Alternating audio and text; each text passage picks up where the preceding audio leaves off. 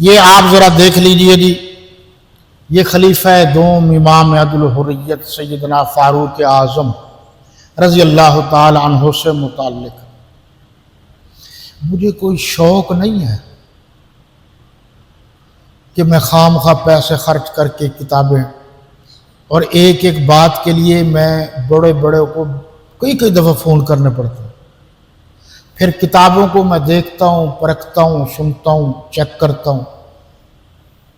کمر میں تکلیف شروع ہو جاتی ہے۔ اچھا، پھر جو اس وقت مولوی حضرات کر رہے ہیں تو انہوں نے تو دھندا بنایا ہوا ہے سوائے چندے کو، ان کو کوئی کام ہی نہیں،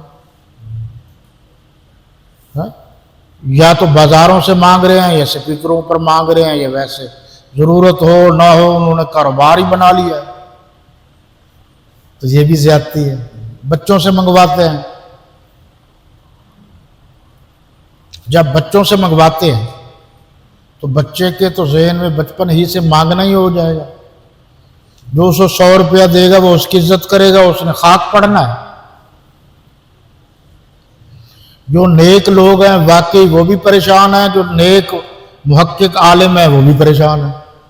اور جو روزی حلال کمانے والا ہے وہ بھی پریشان ہے، جو بھی صحیح کام کرتا ہے وہ پریشان ہے۔ سوال سن لیجئے، لیکن میں یہ سب کچھ کر رہا ہوں اپنی آخرت کے لیے، اور آپ کی آخرت سنور جائے۔ سجن وہ نہیں کہ جو جس راستے پر جا رہا ہے اسے دھکا دے دے، سجن اور دوست وہ ہے جو اس کو بتا دے کہ آپ غلط راستے پر جا رہے ہیں، صحیح راستے پر چلیں تو پھر آپ کو کامیابی ملے گی۔